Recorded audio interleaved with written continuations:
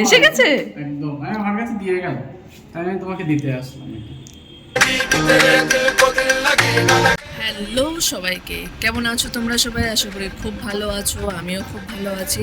তো সকাল সকাল আমরা বেরিয়ে পড়েছি ইসকনের উদ্দেশ্যে। তোমরা জানতে যে দিদার জন্য আমরা কিছু এখানে খাওয়া দাওয়ার ব্যবস্থা করেছি। তো সকাল সকাল আমরা ইসকনে চলে এসেছি, আর এখানে গীতা পাঠও হচ্ছে, যেটা আমরা বুঝতে পারছিলাম না কারণ পুরোটাই তামিল ভাষায় হচ্ছিল।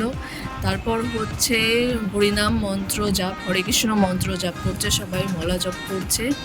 তো সেখানে আমরা গেছিলাম কারণ আজকে বৈষ্ণব সেবা দেওয়া হবে, সেখানে সব অনুষ্ঠান আছে, তার জন্য আমাদের উপস্থিত থাকতে হবে। তো সেটার জন্য সকাল সকাল আমরা চলে গেছিলাম, এখানে সবাই আমরা বসে আছি। তো এখানে শুরু হয়েছে বৈষ্ণব সেবা। আমাদের মেনুতে ছিল খিচুড়ি, পায়েস আর পাঁপড়। তো এটাই ওরা বেসিক্যালি সবাই পছন্দ করে খায়, তার জন্য এটাই আমাদের মেনুতে ছিল। তো সেই বৈষ্ণব সেবাটা দেওয়া হচ্ছে, মার এটা অনেক ইচ্ছা ছিল, তার জন্য আমরা ওখানে গেছিলাম। আর এই যে আমার গোপু সোনা, সেও চলে এসেছে সবার আগে, তো তাকে সেবা দিতে হবে, তাকে না দিয়ে তো খাওয়া যায় না। তো এখানে সে বসে পড়েছে, সবার আগে সে সেবা করবে, আর মা তাকে খাইয়ে দিচ্ছে। ওই তো সব কিছু, ও আছে বলেই আমরা আছি, ও না থাকলে তো আমরা থাকতাম না। তো দিনটা সময়টা খুব ভালো গেল, মার মনের ইচ্ছা পূর্ণ হলো, দিদার ইচ্ছা পূর্ণ হলো, এটা আমার জন্য অনেক সৌভাগ্যের ব্যাপার। তো আমিও পাশে ছিলাম, একসাথে মায়ের সাথেই খাবারটা শেয়ার করেছি এক প্লেটে, মা খাচ্ছিল, আমাকে খাইয়ে দিচ্ছিল। আর এটা তার পরের দিন, আজ হলো মায়ের জন্মদিন। তো আমি তো বেশি কিছু করতে পারিনি, তো এখানে আমি পায়েস করছি একটু, আর এখানে ছোট মাছ আনা হয়েছে কারণ মার ছোট মাছের ঝোল খাওয়ার খুব ইচ্ছা ছিল, আর একটু চিকেন আনা হয়েছে, সেটা দিয়েই মার জন্য রান্না করবো। তো তখন দেখলে পায়েস করছিলাম, আর তারপরে মা কিছু রান্না করেছে, মাছটা যে দেখালাম ওটা আমি ঝোল করতে পারি না, তো মাই করেছে। আর মাংসটা একটু রেডি করে দিয়ে গেছে, মাখিয়ে টাখিয়ে দিয়ে গেছে, আমি কষাচ্ছি, রান্না করছি। প্রচণ্ড গরম কিচেনে, তার জন্য মাকে বললাম ঘরে চলে যাও, আর এটা আমি করছি। বাকি সেই 5 রকম ভাজাও মা করেছে, মাছও মা করেছে। আমি রান্না করতে চাইছিলাম কিন্তু সেটা করতে দিইনি, তো তাই আমি বললাম মাংসটা আমি কষিয়ে কষিয়ে নিচ্ছি, এখন এটা হোক। আর প্রচণ্ড গরম লাগছে, তো দেখছো এই ঘেমে টেমে এক সার রেখেছি। তো ফটাফট এটা রান্না করি, তারপরে স্নান করে খাওয়া দাওয়া করবো। তো এই রান্নাবান্না করে আমি মার প্লেট সাজিয়ে দিয়েছি, এখানে 5 রকম ভাজা দিয়েছি, এই যে মাছের ঝোল, আর ওদিকে মাংস আছে। মা তো অল্প ভাত খাই, তো সেই মতোই অল্প আয়োজনই হয়েছে। তো এই আমি হয়ে গেছি রেডি, আমরা একটু সামনে যাচ্ছি, একটু হাঁটাহাঁটি করে আসি, আর ভাবছি রুমটা চেঞ্জ করব। তো দেখি রুম পাই কিনা। আর চলো বার্থডে গার্লকে হ্যাপি বার্থডে জানাই, উইশ করি, আর তোমাদের সাথে দেখা করাই, কারণ আজকে তো দেখা করানো হয়নি। এই যে happy birthday. Thank you baby. খুব ভালো থাকো, তুমি সুস্থ হয়ে যাও, তাড়াতাড়ি আমরা বাড়ি যাই, বাড়ি গিয়ে অনেক বড় করে জন্মদিন সেলিব্রেট করব। ভগবান যেন আমার সোনাদের মনোবাসনা পূরণ করে, আমার মেয়েদের কথা রাখি, ঈশ্বর যেন ওদের মনোবাসনা যেন পূরণ করে। ছোটোখাটোর মধ্যে আয়োজন করতে পারলাম, বেশি কিছু করতে পারিনি, যেটুকু পেরেছি সেটুকু দিয়ে আজকের দিনটা একটু সেলিব্রেট করার ট্রাই করেছি। আর এখন একটু নিয়ে বেরোচ্ছি মাকে, আশেপাশে একটু হাঁটাচলা করব, যদি কিছু কেনাকাটা করা যায় করব, আর দেখি রুম কি পাই কি না পাই, তো সেগুলো একটু দেখতে যাই। আমি একটু ফোর্স করে নিয়ে বেরোচ্ছি আজকে, কারণ বেরোই না, সবসময় রুমে থাকে, মোটেই বাইরে যেতে ইচ্ছা করে না, ঘরে থেকে থেকে এমন অভ্যাস হয়ে গেছে, মোটেই বেরোতে চাই না। তাই আমি এখন জোর করে বললাম যে চলো একটু ঘুরে আসি, মনটা ভালো লাগবে। তো আমরা এখন যাচ্ছি, ইচ্ছা ছিল মানে জন্মদিনটা বাড়িতে সেলিব্রেট করব, যদি করতাম তাহলে আরও বড় করে বা একটু কিছু সেলিব্রেট করার ইচ্ছা ছিল, কিন্তু সেটা হলো না, এখানেই থাকতে হলো। তো যাই হোক, পরের বছর হবে, আসছে বছর আবার হবে। Thank you baby, love you baby, আমার সোনা বেবি, মাম্মা। আমার সোনা বেবি। চলো চলো। 3 days later. তো আমি এখন জানতে যে আমার মার আবার কিমোথেরাপি ডেট চলে আসছে, তো কালকে হসপিটালে এসেছিলাম, অ্যাডমিট হয়েছিলাম, কিমোথেরাপি হলো, আর এখন আমি বাড়ির দিকে যাচ্ছি। আমি বলেছিলাম আমি বাড়িতে যাব, তো তার জন্য আমি বেরিয়ে পড়েছি, এয়ারপোর্টের দিকে যাচ্ছি। হসপিটালে আর কিছু শ্যুট করিনি, কারণ একটু বিজিও ছিলাম সব কিছু নিয়ে, গোছানো টোছানো নিয়ে, আর একইভাবে কিমোটিমো চলছে, আর মার মনটা একটু খারাপ। আমি বাড়িতে যাচ্ছি, এখানে একটু একা হয়ে যাচ্ছে, মামার সাথে ছিল, আমারও মনটা খারাপ লাগছে, কিন্তু অনেক দরকার বলেই যেতে হচ্ছে। আমি আমার তাড়াতাড়ি চলে আসবো, ওই দিক থেকে বোন আসছে, এদিক থেকে আমি যাচ্ছি। তো আমার ফ্লাইট সন্ধ্যের দিকে, এখন 2:30 বাজে, আমি বেরিয়ে গেছি আর এয়ারপোর্টের দিকে যাচ্ছি। চলো বাড়িতে যাই, কাজগুলো মিটিয়ে আবার চলে আসি, শুরু করা যাক আবার একটু কিছুদিনের জন্য একটা নতুন জার্নি। তো ব্লগটা দেখতে থাকো, দেখতে থাকি।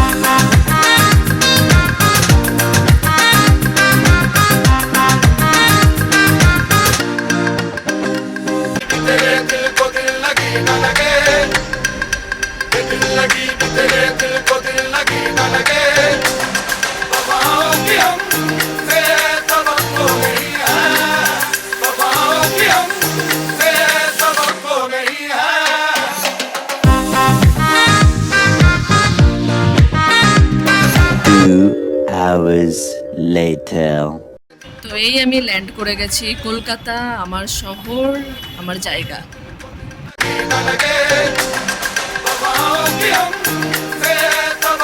কালকে বাড়ি আসতে আসতে প্রায় রাত 12:30টার বেশি বেজে গেছিলো। তো বাড়ি আসার পরে আমার আর কিছু ব্লগ নেওয়া হয়নি। আমি এসে অনেক টায়ার্ড ছিলাম, তো ফ্রেশ হয়ে ঘুমিয়ে পড়েছিলাম। আজকে সকাল থেকেও বিজি ছিলাম অনেক, যে কাজটার জন্য এসেছিলাম বেসিক্যালি, তো সেটা নিয়েই অনেক ব্যস্ত ছিলাম আজকে সকাল থেকে। তো সেখানেও কিছু নেওয়া হয়নি। তো ভাবলাম এখন সন্ধেবেলা ঠান্ডা হয়ে বসে একটু তোমাদের সাথে কথা বলি। তো তোমরা জানোই বাড়িতে মা না থাকলে বাড়ি থাকে না। আমরা সবাই প্রথমে বাড়িতে ঢুকেই মার খোঁজ করি যে মা কোথায়। তো কালকে আমিও যখন ঢুকলাম মার ঘরে গেলাম, সব কিছু সেভাবে আছে, মা যেভাবে রেখে দেয় সব সময়, কিন্তু শুধু ক্ষণিকের জন্য মা নেই বাড়িতে। তো জিনিসটা ভালো লাগছে না, বাড়িতে থাকতে ভালো লাগছে না, মানে মা নেই, আমি একা একা কেমন একটা খালি, অনেক খালি খালি লাগছে। সবসময় মাকে মিস করছি যে কবে চলে আসবে, আবার বাড়িতে হই হুল্লোড় করবে, এটা এখানে কেন, ওটা ওখানে কেন, এটাই নোংরা হয়েছে, ওটাই নোংরা হয়েছে, এইসব করতে থাকবে। তো সেই দিনের অপেক্ষায় আছি। দরজাটা দেখেও ভাবলাম লক্ষ্মী পুজোতে আমরা সাজিয়েছিলাম, অনেক বকা দিচ্ছিল তুই দরজাটা আলপনা কর, তারপরে করেছিলাম। সব কিছুই সেভাবেই আছে। তো মাকে অনেক মিস করছি বাড়িতে, ভাল লাগছে না। কাজটা মিটিয়ে চলে যাব, আর এরপরে অবশ্যই মাকে নিয়েই আসবো মার বাড়ি। মা অনেক খুশি হবে, অনেক মিস করছে বাড়িকে, সবসময় বাড়ি আসতে যাচ্ছে। তো আর কিছুদিনের অপেক্ষা, তারপরে আবার বাড়িতে মার সেই চেঁচামেচি গুঞ্জন আবার শুরু হয়ে যাবে, তখন আবার খুব ভালো লাগবে। এখন অনেকটা বাড়িটা খালি। তো আমি একটু সন্ধেবেলা চা নিয়ে বসলাম, পড়াশোনা করতে হবে, কারণ মাঝখানে 2-3 দিন গ্যাপ হয়ে গেছে, সেভাবে পড়াশোনা হয়নি। তো ভাবলাম একটু পড়াশোনা করি, চাটা খাই, চা খেতে খেতে একটু পড়ি, তারপরে দেখি কি করা যায়। যদি রাতে বাইরে একটু যেতে পারি তো যাব, নাহলে আবার দেখি কি করি, আগে পড়তে তো বসি। আমি সকাল সকাল নিচে এসে দেখি এত সুন্দরভাবে শিউলি ফুলগুলো ছড়িয়ে আছে। এই শিউলি গাছটা মায়ের হাতে লাগানো, মায়ের অনেক শখের গাছ। তো এইভাবে ফুলগুলো সকাল সকাল ফুটে ছড়িয়ে আছে, দেখে ভীষণ ভালো লাগলো। দেখো তোমরাও।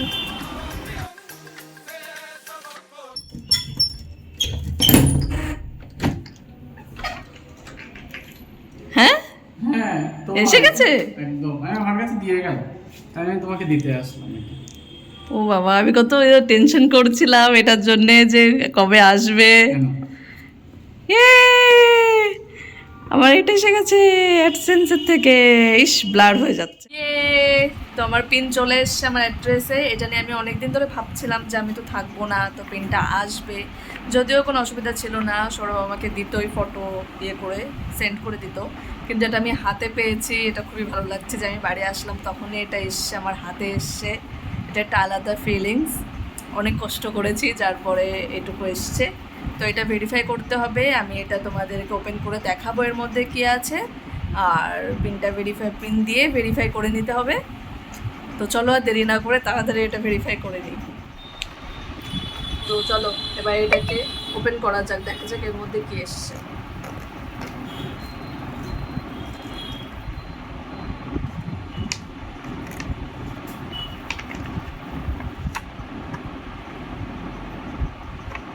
আসলে এর মধ্যে কোনো কাগজ নেই, এটা একটা এরকম, কিন্তু এখানে প্রিন্ট করা আছে আমার পিন, যেটা আমাকে ভেরিফাই করতে হবে। তো আমি পিনটা দেখাতে পারছি না, তাড়াতাড়ি ভেরিফাই করে নিই। অনেক ভালো লাগছে, অনেক খুশি আমি। থ্যাংক ইউ সো মাচ সবাইকে, তোমরা সাথে আছো বলে আজকে এটা এসেছে আমার কাছে, আজকে এটা পসিবল হয়েছে পাওয়া। তোমরা না থাকলে কোনোদিনই হতো না। এভাবে আমার সাথে থেকো সবসময়, যেন আরও এগিয়ে যেতে পারি, আরও নতুন কিছু অ্যাচিভ করতে পারি। সবসময় এভাবে ব্লগগুলোকে ভালোবেসো, সাথে থেকো। থ্যাংক ইউ মন থেকে। তো সন্ধেবেলা চলে এসেছি আমি মোমো খেতে দিদি ভাইয়ের দোকানে। আগেও আমি এসেছি, তোমাদের সাথে আগের ব্লগেও আমি শেয়ার করেছি, লাস্টবার আমি এসেছিলাম। তো এখানে হচ্ছে তন্দুরি মোমো, যেটা খাওয়ার জন্য আমি ভীষণ এক্সাইটেড। আর এখানে রেডি করা হচ্ছে আর আমি এখানে ওয়েট করছি। এটা আমার একটা বোন, তো আমরা সবাই মিলে গেছিলাম মোমো খেতে। আর এখানে এই যে ইনিও ওয়েট করছে কখন মোমো আসবে। তো আমার এই মোমো চলে এসছে, এখন আমি এটা ট্রাই করি।